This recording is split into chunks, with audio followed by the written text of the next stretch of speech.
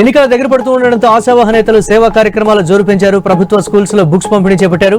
Monda market corporator Vaishnavi books distribution కు MLA Shri Ganesh హాజరై విద్యార్థులకు పుస్తకాలు అందించారు.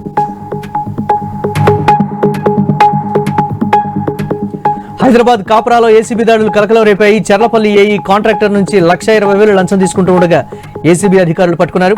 బిల్లుల చెల్లింపులకు లంచం డిమాండ్ చేయడంతో ఏసీబీని ఆశ్రయించాడు కాంట్రాక్టర్ రామరెడ్డి. ఏఈ స్వరూప నుంచి నగదు మొత్తాన్ని స్వాధీనం చేసుకున్నారు. చెత్త సేకరించి ఆటోలతో కవాడిగూడ ప్రజలు ఇబ్బందులు పడుతున్నారు. నివాస ప్రాంతాలలో ఆటోలు నిలుపుతూ ఉండడంతో స్థానికులు దుర్వాసనతో ఇబ్బంది పడుతున్నారు. ఆటోలపై ఎమ్మెల్యేకు ఫిర్యాదు చేసినా పట్టించుకోవడం లేదని ఆవేదన వ్యక్తం చేశారు. అధికారులు స్పందించి కాలనీవాసుల సమస్యను పరిష్కరించాలని విజ్ఞప్తి చేశారు.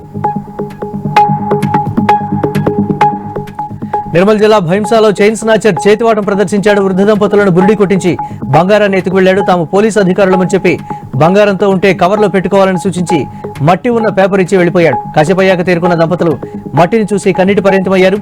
ఘటనపై కేసు నమోదు చేసిన పోలీసులు దర్యాప్తు చేపట్టారు.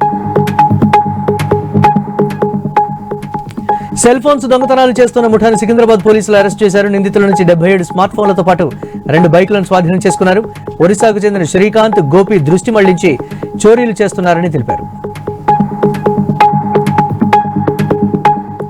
నిర్మల్ జిల్లా బాసర శ్రీ జ్ఞాన సరస్వతి ఆలయంలో సామూహిక అక్షరాభ్యాసం ఘనంగా జరిగింది. చిన్నారులకు విద్యా బుద్ధులు రావాలని పండ్లు, పలకలు పంపిణీ చేశారు అంగన్వాడీ టీచర్లు. చిన్నారులకు అక్షరాభ్యాసం చేయించి ఆశీర్వచనం అందించారు ఆలయ అర్చకులు.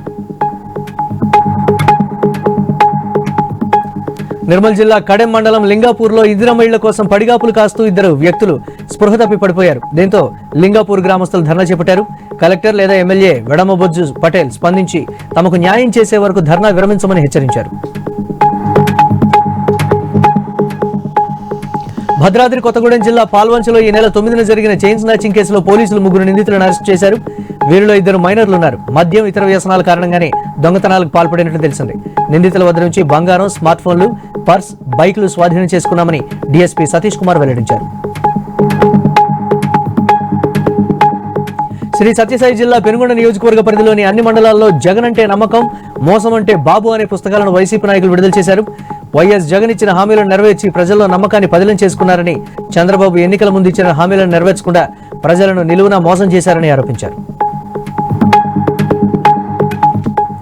కృష్ణా జిల్లా మచిలీపట్నంలో విద్యార్థి అదృశ్యం కలకలం రేపింది. Machilipatnam Saint Francis English medium పాఠశాలలో 10వ తరగతి చదువుతున్న విద్యార్థి స్కూల్ నుంచి ఇంటికి తిరిగి వచ్చాక ట్యూషన్కు వెళ్లి తిరిగి రాలేదు. తల్లిదండ్రులు చిలకలపూడి పోలీసులకు కంప్లైంట్ చేశారు.